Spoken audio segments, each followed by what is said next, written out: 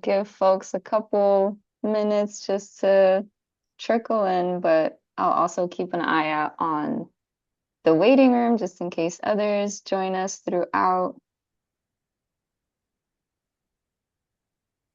Hi, welcome.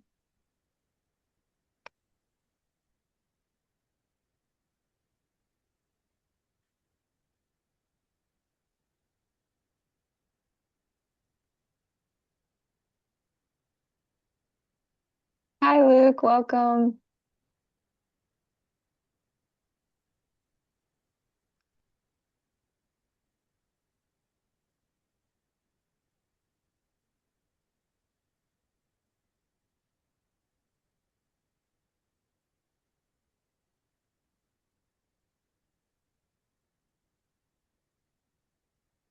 Hi, Adriana. Hi, Kimberly. Okay, for the sake of time, I'll go ahead and get started. And like I mentioned, I'll just keep an eye out on the waiting room in case people join us a bit later. But welcome, everybody. My name is Renata Stankowska. I serve as the Assistant Director for Membership Services here at Omicron Delta Kappa. So I'm really happy you all were able to join us here today. And also thank you to Daniel Duran for speaking with us today. He is an initiate of the University of Redlands and is joining us today to talk about the power of persistence. So thank you, Daniel, and I'll turn it over to you. All right. Thank you so much and welcome, everybody. My name is Daniel Duran, and I am super excited to um, come to you today for a presentation on my career and how I've pulled through so many obstacles, and hopefully you can take away something from today. So, my name is Daniel Duran, and The Power of Persistence is the title, and how to build a meaningful career. And so, a few things about me. I am a clerkship manager at a medical school, California University of Science and Medicine. And so I'm in charge of medical doctors um, rotating at different hospitals before they get to their residency. And so I'm in charge of that. And um, sorry, and I'm a part of Omicron Delta Kappa, National Leadership Honor Society, and University of Redlands as well. My bachelor's degree is in healthcare management, and I'm pursuing a master's degree in organizational leadership at the University of Redlands. I am a alum of Toastmasters, if anybody has heard of that, and I'm a public speaking enthusiast. I've done multiple conferences so far on public speaking and on mental health recently in June, and passionate about career development. Coffee and breakfast, that is my go-to every morning. So my question to the panel here is, how do you take your coffee? Do you take it with cream, more cream, less cream? Do you take cream with your coffee? And let me know in the chat. And big Dodgers fan, and I'm a believer in persistence, purpose, and growth. And so before I get to my next slide, my question to the panel is, what is your definition of persistence? When you hear the word persistence, what is the first word that comes to mind? So your definition of persistence. Is it never giving up, working harder than everyone else, continuing after failure, adapting when the original plan doesn't work, or all the above? There's no right or wrong answer. Just wanted to see what that looks like for you. Persistence is a little complicated in the sense that sometimes it's never giving up. Sometimes it's finding a different route. And it's telling yourself that it is okay to start over if this is something that's clearly isn't working and you want to try something different. So persistence always isn't staying on the same road. Sometimes it's having the courage to take the next exit. And I had an example of this earlier. All of you guys have driven to a certain destination and your GPS, you probably missed the exit. What does the GPS say? The GPS doesn't yell at you, it says redirecting. And so I want to get that into your mind today that whatever path you're on, a redirection is not a bad thing. Redirection is taking a different route while getting to your final destination. So, yes, and we have here 78% all the above, adapting when the original plan doesn't work, and continuing after failure. So, thank you all for adding to that.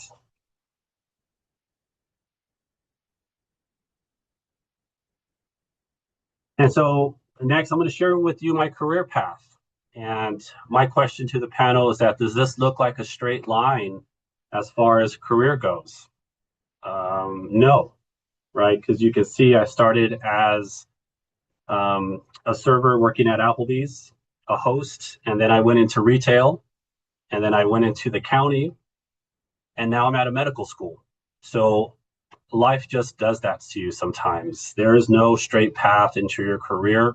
So I want to emphasize that it's okay to continue to grow in different areas. And so with this presentation, I look forward to telling you what I've learned and what I've gained as far as being in these different careers. So my question to the panel is, how many of you thought changing direction meant that you failed? And you can be in the chat.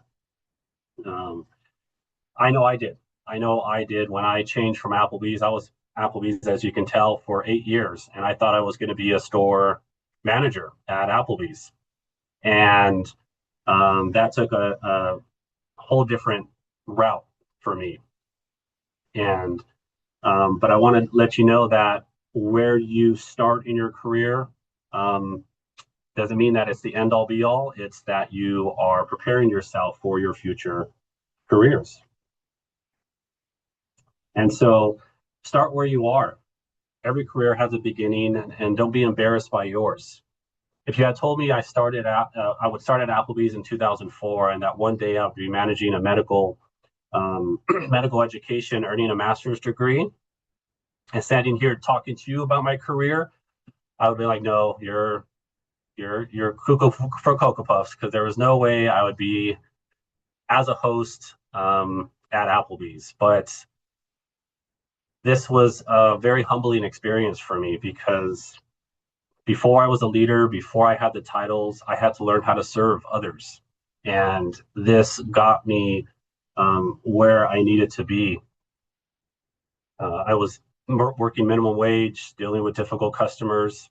And if any of you know, if you met anybody that was hungry and angry, I think you would say hangry, right? Dealt with a lot of those. So I had to really put my best customer first forward face. And so one of the lessons was how to serve people. And the persistence that got me was not to quit. It was to continue to learn, to adapt, and to move forward, even when you don't know exactly where the road was going.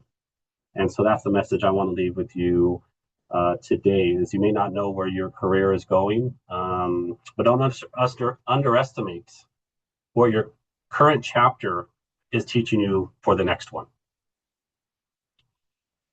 And so my next question to the individuals on here is, out of all of these, which one you think is harder? Starting something new, failing, asking for help, changing directions, or knowing when to let go? Knowing when to let go. Awesome. Asking for help. Oh, those are the top. Okay.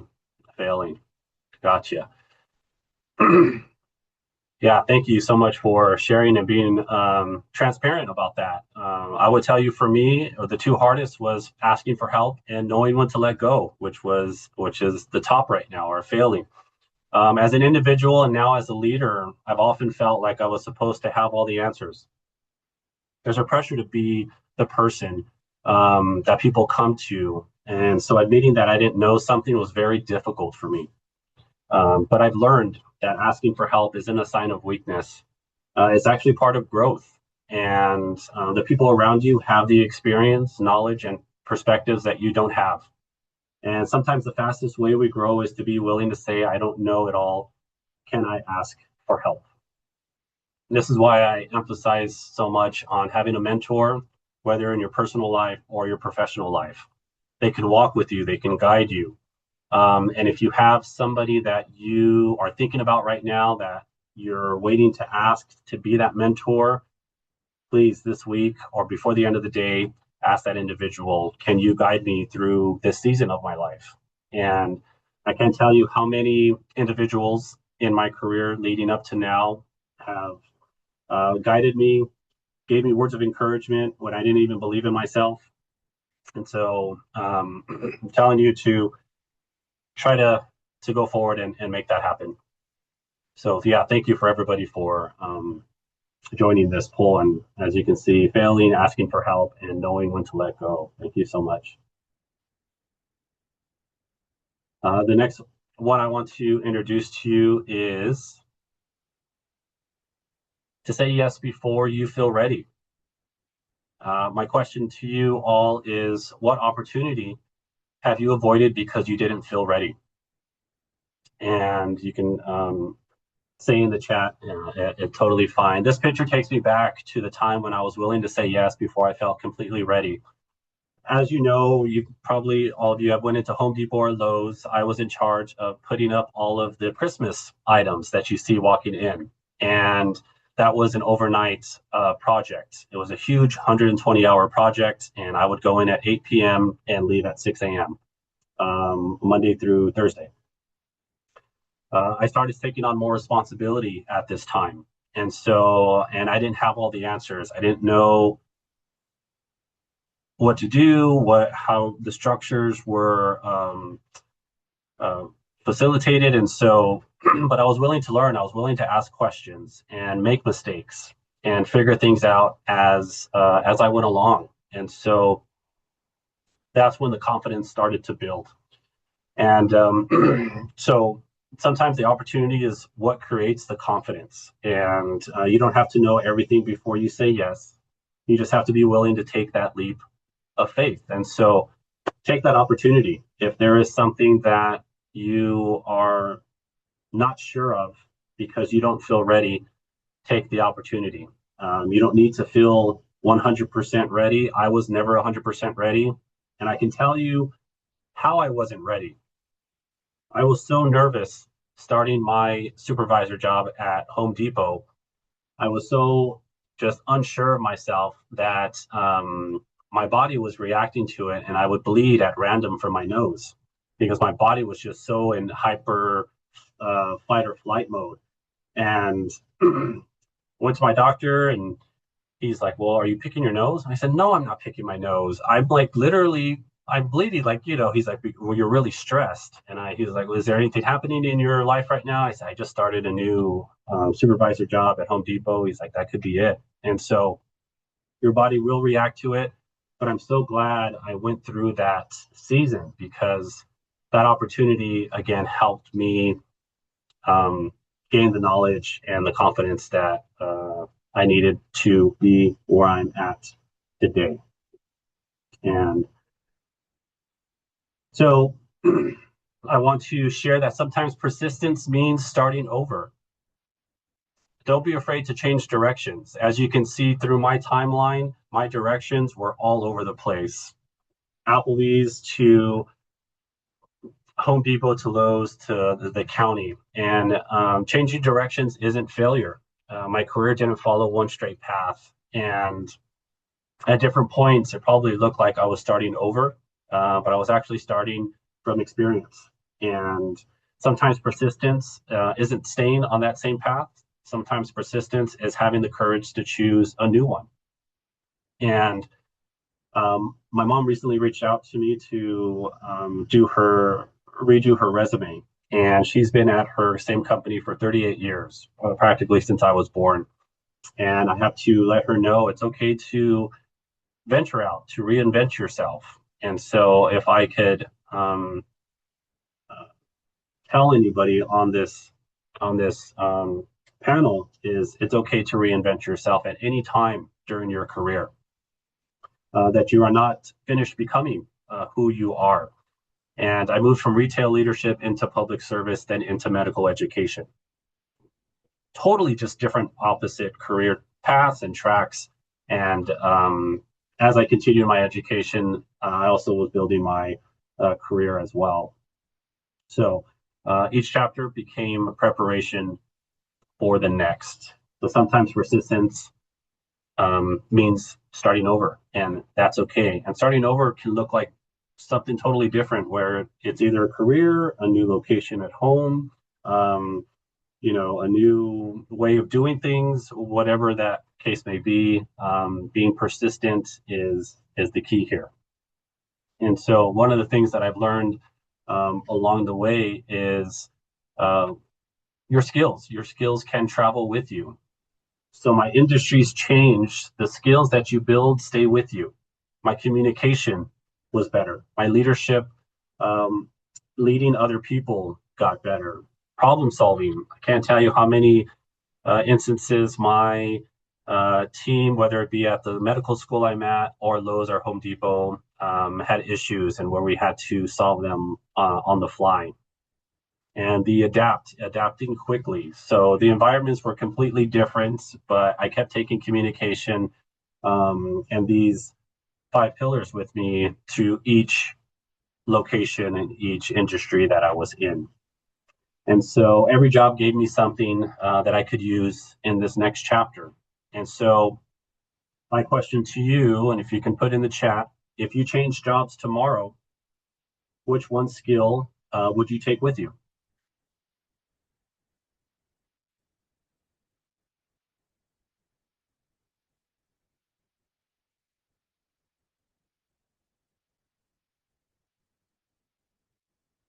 Yeah.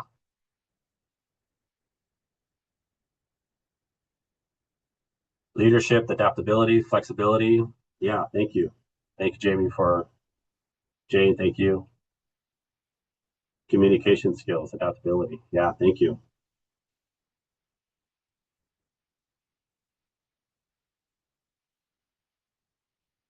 Yeah, all great, um, all great options, and I want you to take that. I want you to take that with you because that is who you are. That is the person that you are known for. And speaking of that, if somebody were to ask you if you can describe one word of who you are, if somebody were to describe one word about you at work, what would that be? And I really feel that it would be a lot of these resilience, problem solving. That is who you are. That is your brand. That is what you walk into when you are going into a new career or being persistent in the one that you have now. And so, what does persistence look like for you? Think about one challenge you're facing in your career right now. And if anybody is willing to share, please do so in the comments. If you asked for wisdom, get ready because problems will give you opportunities to learn, think, and solve. Daniel, I need courage because I don't know what to do next. You'll be faced with uncomfortable opportunities, forced to step you outside of your comfort zone. I just want to grow, Daniel, in these different areas. Great. Get ready to have difficult people in difficult situations in your in your purview. And so you want to come with the sense of don't just ask why is this happening. Ask what is this preparing me for. And and so we want to yeah, communication, resilience, yeah, long-term career growth. I'm starting a year-long fellowship in the fall. Sean, thank you. Yeah, and I'm not sure what to do afterwards. Totally relatable. Totally relate to that. Active listener. Thank you, Jada. And Jane, public speaking. Yeah, thank you so much. Um, and so, yeah, we want to make sure that we are asking ourselves, what is this current step in our career preparing us for? Sometimes we don't recognize the preparation while we're experiencing it. We only recognize when we look backwards. So thank you guys for sharing. Thank you. So my is next question to you is what would you do? You're responsible for a team. The environment is changing quickly. Your employees are looking to you for answers. Um, and you don't have all the answers. So there's a poll going to come up. What would you do out of all of these scenarios? Looking at it, I want to see what would you do in the midst of this. Pretend like you have all the answers. Step back and let someone else handle it. Communicate what you know, acknowledge what you don't, and lead your team through it.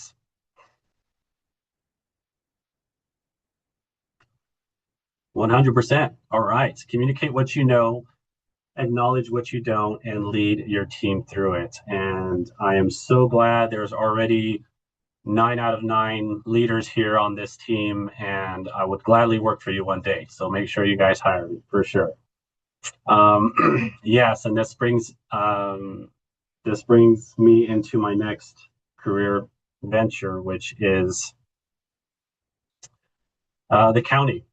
So I was tasked with being a vaccination and COVID manager during the pandemic.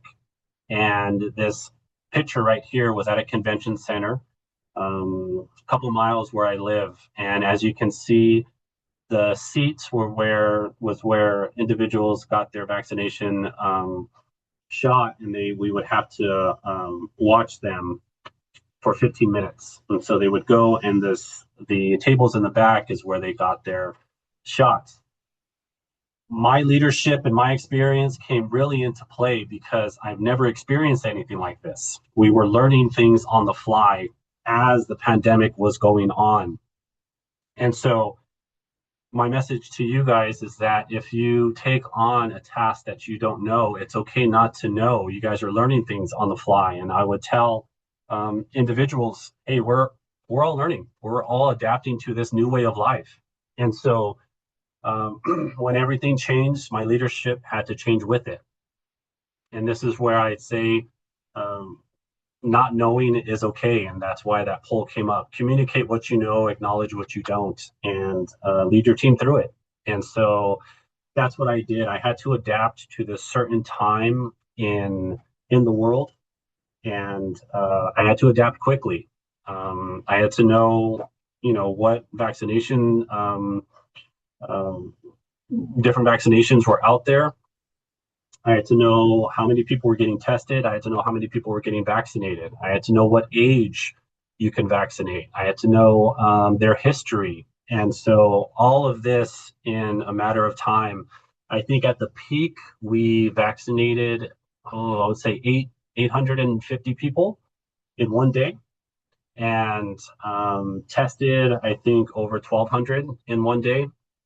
So this was a lot of individuals coming in, and I had a team of, I want to say, 25 RNs, 30 LVNs, and a staff of 20 as well. And so trying to handle all of that was very intimidating. I'm not going to lie, it was very intimidating because, again, I didn't know all the answers, and I was okay with letting the team know I don't have the answers, but I'll find out for you. So my district manager in the county was my best friend at the time, meaning that he was my best friend. I was going to call him nonstop. Hey, what is this? What's going on? So making sure that it's okay. It's okay to adapt and communicate. People need clear directions, and the team needed someone willing to step forward. And so that was a big opportunity in my career to lead individuals that were unaware of things, we're scared, and we're terrifying. And sometimes that's okay. They're looking for a leader in that aspect, and so that's when it was okay to figure it out as you go, figure it out on the fly. So I want to display what each chapter taught me, from Applebee's to Home Depot to Lowe's. Um, and you're probably either young, early in your career, or a seasoned veteran. The work ethic from Applebee's again taught me to show up and to serve people. When I look back at my career, I realized that every chapter was preparing me for the next. And so at San Bernardino County for the pandemic. It's I was learning resilience, and I was adapting, and what it meant to serve people in a difficult time during our lives. And so now at CUSM, California University of Science and Medicine, I've been able to bring all those experience together through education and leadership, and to make an impact with the young doctors that are in our county right now. And so none of those experiences were wasted. Each one gave me a skill, a lesson, or a perspective that I needed for the next chapter. So, um, get over here. Oh, there we go. Okay.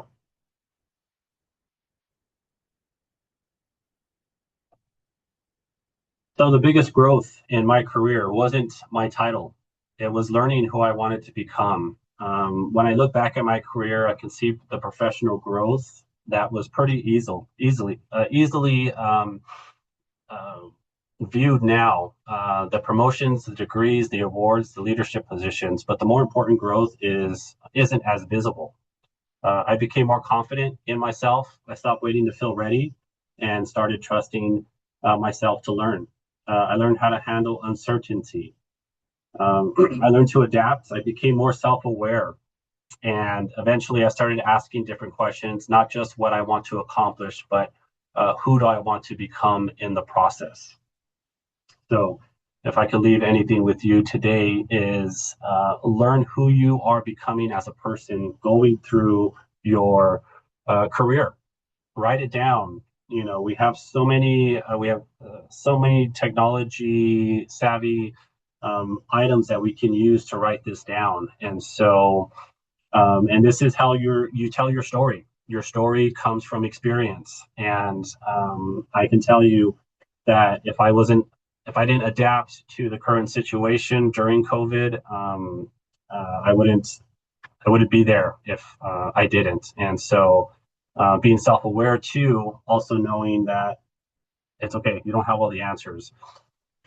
Recently, the dean at our school made a speech to the medical students, and one of the things that he said was, "There's a power in not knowing," and I couldn't have agreed more, because not knowing makes you get out of your comfort zone and start to research. You start to try to figure out why that is. And so not knowing is a superpower. And I want you to take away from this today is that not knowing is okay. And to bring that alongside of you as you grow. And so my next question to the team here is, what are you currently chasing right now? If you could choose only two, what would you choose? Would it be the recognition? Would it be money? Would it be promotion, education, purpose, family, or impact? No right or wrong answer. Just wanted to see what um, the panel is thinking about. So we have education, purpose, family. Yeah.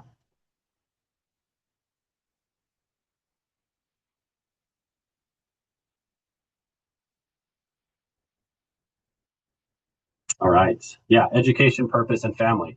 That's great. That's great. Yeah, thank you so much for sharing that. And Um, so again, there is no right or wrong answer, but I want you to look at the two that you selected, and I want you to ask yourself: Are you building your career around what you want or around what you think you're supposed to want? Because that's a very important question that you have to ask yourself. Your answer should tell you what you're building your career for. And uh, I can tell you right now, I was building my career off of promotion and money. I, who doesn't want to make money, right? Who doesn't want that promotion, that big title at the end of on your cubicle? And as you can see right there, the clerkship manager, I got promoted 6 months after I became a clerkship coordinator. And I was chasing that. I was chasing the promotion. I was chasing the money. And it's okay to do that. But I want you to make sure that tells you what you're building your career on. And so, so the one title that matters the most. I can tell you I've received tons of awards. I've received certificates, bachelor's degree, master's degree, school of ministry degree, and I've held leadership titles, as you can see, through Applebee's, Home Depot, and Lowe's. And but there's one title.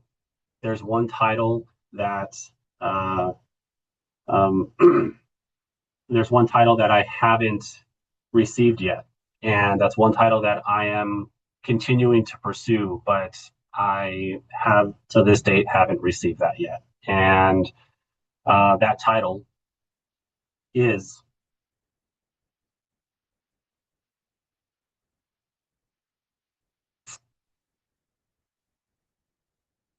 we have to make sure that build a career that you're proud of, but never at the expense of the people that you're building it for. Um, because one day my daughter won't remember my job title, my salary, my awards, or how many hours I worked. She'll remember if I showed up or not. The world may measure success by what you accomplish, but the people who love you most measure it by whether you were there. And children or not, it could be a spouse, it could even be for you, it could be for your pet, whatever the case may be.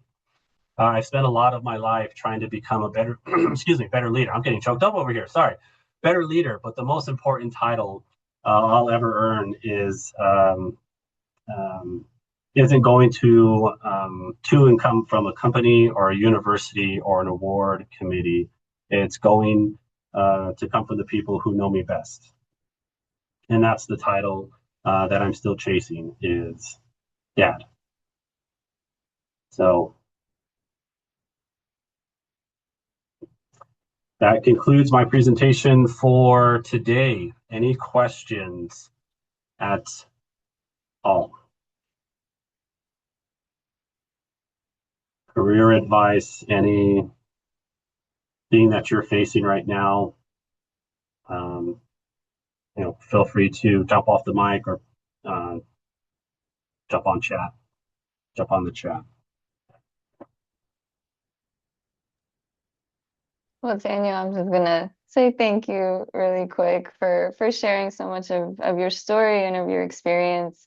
Um, Personally, it was super impactful for me and timely, so I appreciate it.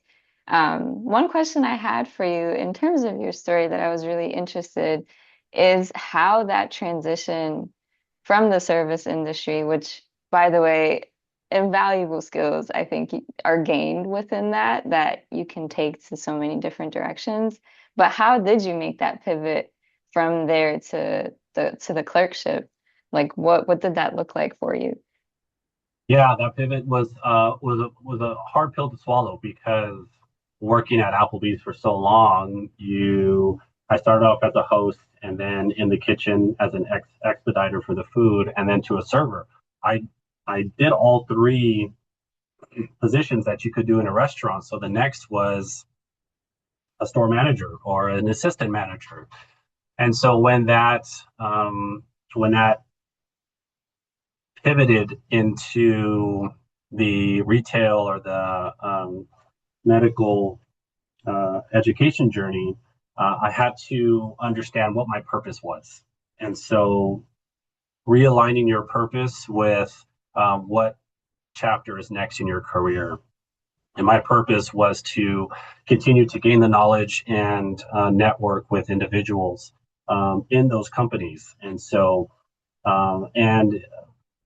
I mentioned that not knowing was a superpower. I didn't know a lot going into Home Depot or retail, and medical education was frightening for me. And I think I had let my director know. I said, I don't even know what I'm doing, but I'm open to learning. And so she got alongside with me, and shout out to Clarissa, and she got me where I needed to be. So I think having your purpose in mind and being willing to be teachable. I think that's the biggest thing. Be teachable. Hmm. Yeah. Thank you. Yeah, you have a couple more questions in the chat as well, but I appreciate that. Yeah, of course. Of course. John, how can you tell which challenges are to be preserved through versus which are a sign that a change or pivot might be necessary? So, how can you tell which challenges are to be preserved through? Um, I would say if the challenge is going against your values in what you want in life, that is something that you might want to take a hold on, and versus a sign that a change or a pivot might be necessary. Um, that might be the thing. If it's going against your values or what you believe in, um, I think it's okay to start that pivot. But I also want to emphasize that right now in a time we are comfortable with being in a position where if we're uncomfortable, we jump ship really quick. And I want to tell you, being uncomfortable is the greatest lessons that I've learned in my career. Um, I was uncomfortable in many of these situations, and I stuck it out enough to teach me a lesson, not only about the industry, but about myself. So Sean, just make sure that one, it's not going against your values, but make sure that you are learning something in the process. Gain as much knowledge before you start to pivot into that next journey in your career.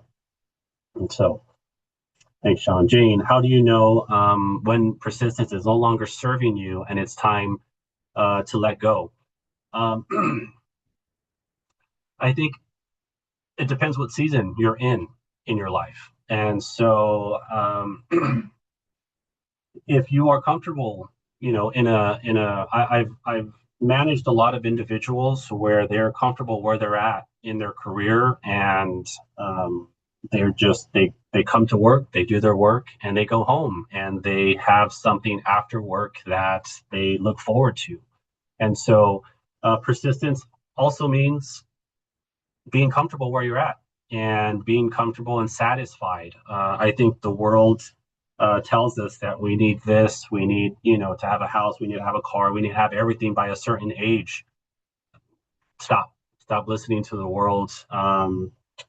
You are on your journey, and you're the only one that can dictate how your life goes. And so, the persistence is no longer serving you. If it's no longer serving you, um, and it's time to let go. I think you answered your question right there. I think it's time to let go and start that new journey and start that new, start to pivot. And I don't think you'll regret it. So thank you, Jane, for that. Um, Luke, how did you discover your purpose in your career? Did it come naturally, or was it something you had to initially seek out? I Great question. So I always thought I had a leadership mentality in me. Not until I got my first supervisor position at Home Depot, where I loved to serve people, um, that these these new behaviors started to come out of me. And so um, it's a privilege and an honor to serve individuals under you. I think leadership is a rewarding career, but also very stressful because as a leader, if the team does good, your team gets the credit. But if the team does bad, the leader is at fault. And so you have to recognize that right from the beginning. Um, and you have to be okay with that.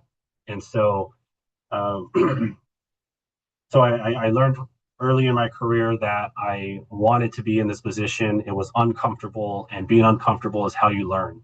And so, um, it was a mentor that gave me a chance, that saw something in me.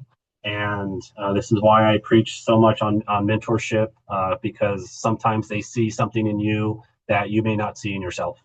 And so I would really encourage you, was it Sean or Luke? I would really encourage you, Luke, to find what you are passionate about and seek that.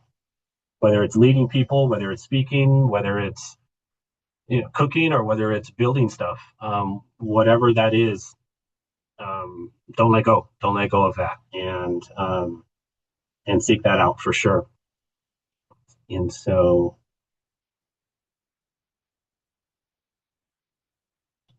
how did you go about your pivot in your career, reaching out to people, applying?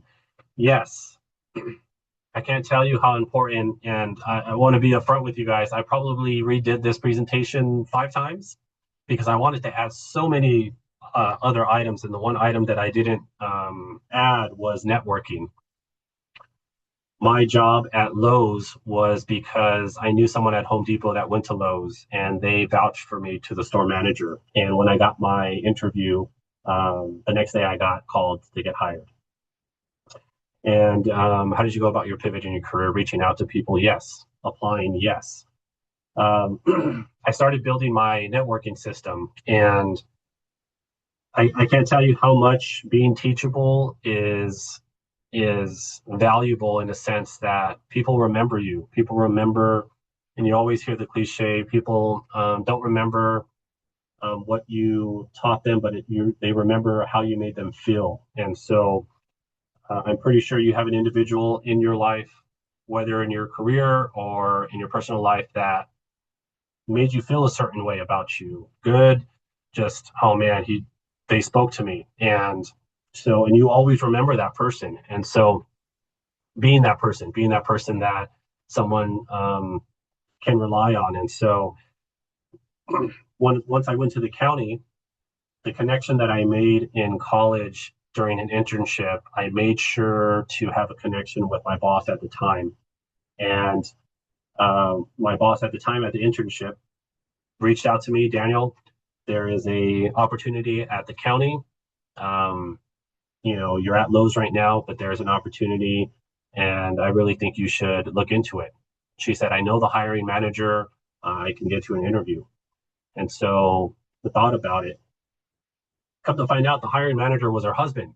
So it just clicked like that. And so the people in your life, the connections that you make um, will show up eventually in your career where you can reach out. And now I'm that person where I brought my coordinator with me from the county to the medical school, and now I'm being that person to pay it forward. So um, yes, start reaching out to people, apply, build your network, whether it be on LinkedIn, whether it be on social media, whatever it is. Make sure that you are connecting with people.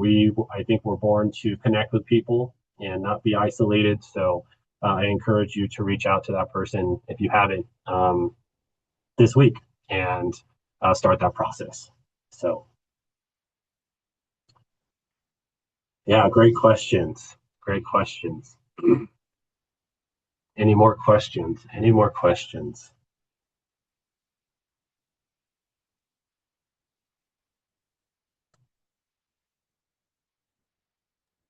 Yeah.